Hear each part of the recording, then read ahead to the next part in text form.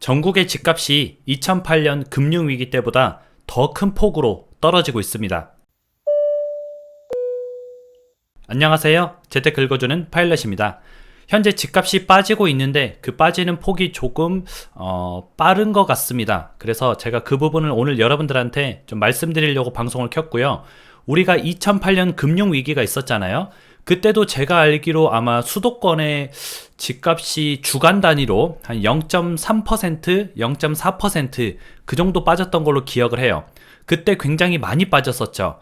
그런데 이번 주에 나온 12월 달 첫째 주에 나온 수도권의 집값 하락률은 0.68%입니다. 그때 금융위기 때보다 2배 가까운 속도로 집값이 빠지고 있는 거죠.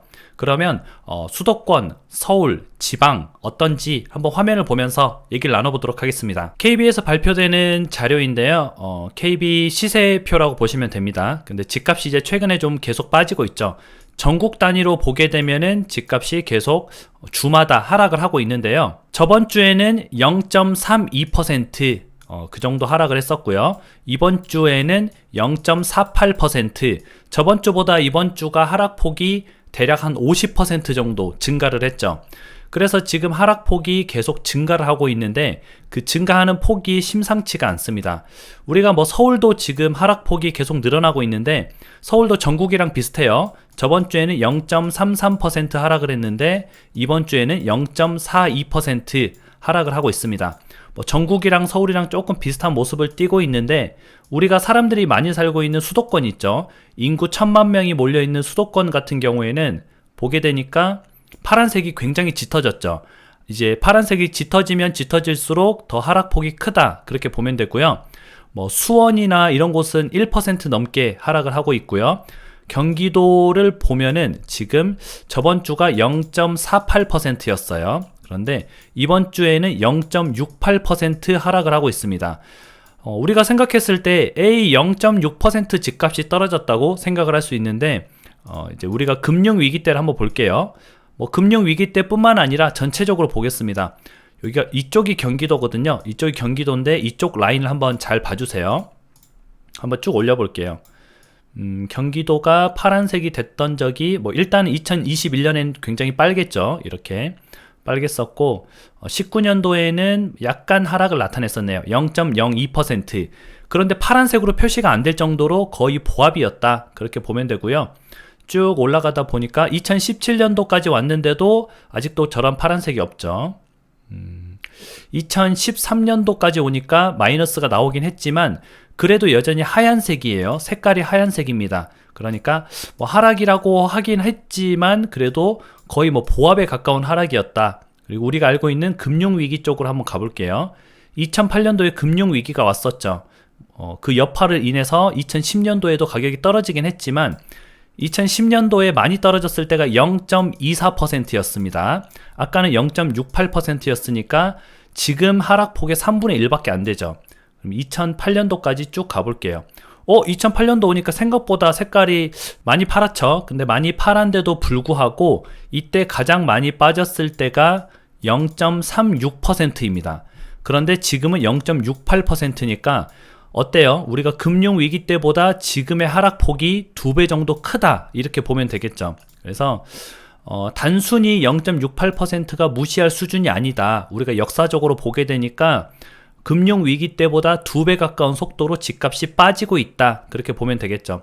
여기뿐만 아니라 다른 지역도 한번 볼까요? 다른 지역은 어떤지. 아까 서울은 보니까 이제 전국이랑 비슷하게 계속 증가가 되고 있고, 여러분들 부산에도 많이 살고 계시죠? 부산에는 집값이 0.32% 하락이었는데 이번 주에는 0.46으로 늘었습니다. 하락폭이 늘었고, 대구 같은 경우에는 굉장히 파란색이 짙죠. 여기도 0.49%에서 0.51%로 증가됐습니다. 하락폭이. 그리고 인천 같은 경우에는 50% 정도 더 떨어졌는데 저번 주에 0.46이었는데 이번 주에 0.66으로 50% 정도 증가를 했죠. 그래서 지금 전국을 다 보게 되니까 광주도 하락폭이 늘었고요.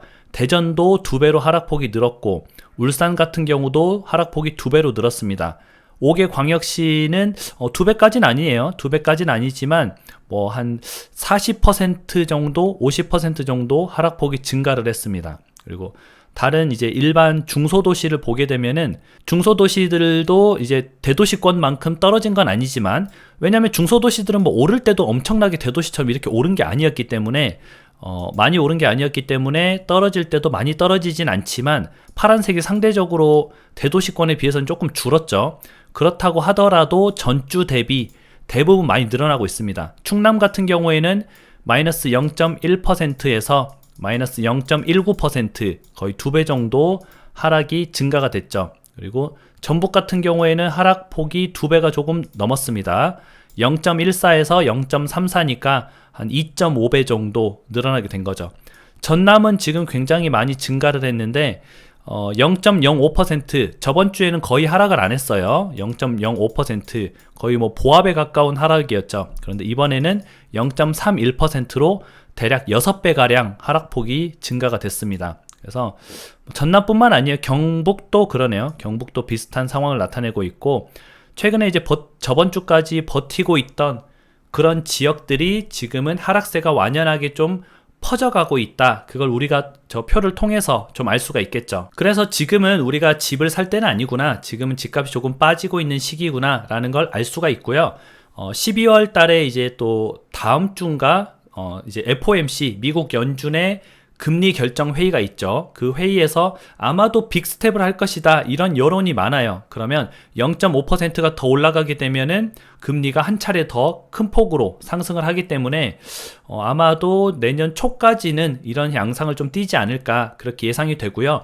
내년 상반기까지 금리 인상이 계속 될 것이다 라는 전제 하에는 내년 상반기까지는 집값이 계속 조정을 받을 것 같습니다. 물론 이제 금리가 내년 상반기에 갑자기 뭐 경기가 좋아져서 또는 인플레이션이 잡혀서 금리를 올리지 않겠다, 이런 모습을 나타내면은 하락폭은 조금 줄어들 수는 있어요. 하지만 지금 상황에서는 뭐 금리를 올린다고 하니까 내년 상반기까지는 조금 주택 시장이 힘들 수가 있겠구나, 그러면 우리가 이걸 알고 각자 여러분들 위치에서 대비를 하면 좋을 것 같습니다. 여러분들이 이런 정보에 조금 밀접하게 붙어 있어야 여러분들의 내 집 마련 또는 여러분들의 투자가 올바른 방향으로 갈 수가 있습니다.